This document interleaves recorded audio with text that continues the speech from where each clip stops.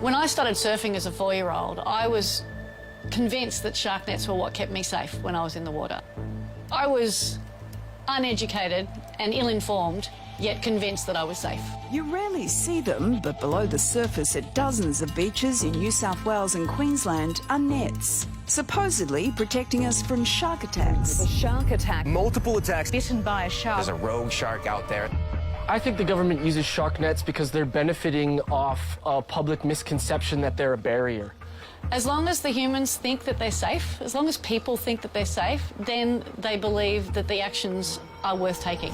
51 shark nets and other control measures are deployed along New South Wales as part of the government's bather protection program. Despite the fact there's only been one death from a shark attack at beaches with nets, marine biologist Chlebeck isn't convinced they work. These shark nets provide an incredibly limited amount of protection. It's really just a false sense of security.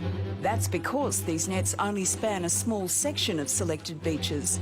They're around 150 metres wide, 4 to 6 metres deep, and installed about 500 metres offshore. So there's every chance that sharks can go under them, around them and over them. Average beachgoers don't even consider that. They don't even think about it. While nets and baited drumlines don't guarantee the safety of beachgoers, the documentary Envoy Shark Cull highlights a grisly side effect: the indiscriminate trapping and killing of marine life. At some beaches, up to 97% of animals caught in the nets are made up of other innocent marine life. Animals that are on the endangered species list. Animals that are supposed to be protected in our waters.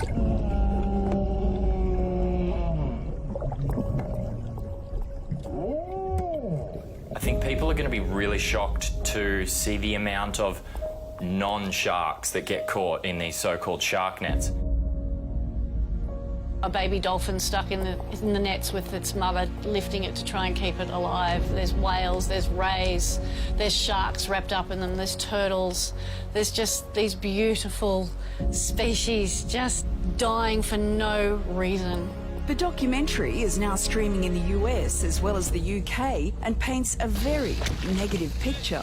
For 83 years and counting, we've been running the world's longest marine cull. Well, there's only a few countries throughout the rest of the world that employ shark culling, either by nets or drumlines. There's South Africa and Réunion, but there's no country in the world that culls and targets sharks quite like Australia. In New South Wales, the Department of Primary Industries is in charge of what it calls the Shark Smart program. It targets only 3 species, the white, bull and tiger sharks, but their records for the 2019-2020 netting season show these sharks accounted for just 9% of the catch. In all, 430 other creatures were trapped, including harmless species of sharks, turtles, dolphins and 179 rays. The majority didn't survive. 253 died in these nets. Even those that are released, we can't guarantee that they survive. I consider these programs culling programs. They're meant to catch and kill sharks. The governments of New South Wales and Queensland may call them by any name they want, but we know what they really are. In April, Northern Beaches and Newcastle councils voted in favour of removing shark nets along their beaches, but the Department of Primary Industries refused to budge.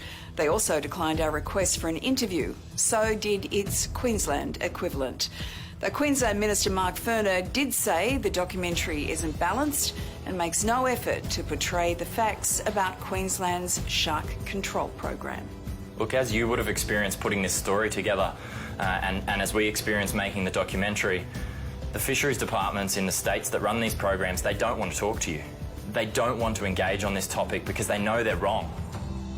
The majority of surfers that I speak to would be happy to see the shark nets and the drumlines go altogether. We know that there's much better technology out there to keep us safe. We've got things like drone surveillance, smart drumlines, personal shark deterrents, barrier systems. We've got all these new technologies that are much better at reducing the risk of shark bite. New South Wales has made progress with drones and less lethal smart drumlines. They send out alerts to contractors who quickly tag, relocate and release sharks. Queensland refuses to remove its nets or any of its deadlier traditional drumlines, 383 of them in all. sharks are still dying on drumlines in the Great Barrier Reef. My organisation is working very, very hard to pressure the Queensland government to continually improve that program to make sure that the shark control program in the Great Barrier Reef will truly be non-lethal. You know, more people die from bee stings than shark attacks, yet we don't go around culling bees. That's because we understand the importance that they play. Same thing with sharks. They play a really important role in keeping our oceans healthy and balanced, and yet we're still of this belief that by culling them we're going to keep ourselves safer, and that's just not okay. I mean, the thing about this is, I didn't realise how little coverage a shark net actually has. So it's essentially purposeless in terms of preventing shark attacks.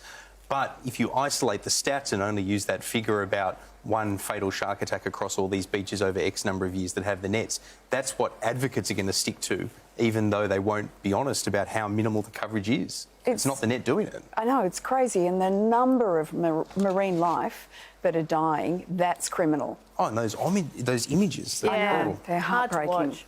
Well, a full statement from the Minister for Queensland Fisheries is on our website, and Envoy Shark Cull is screening nationally in cinemas from July 21st to the 25th.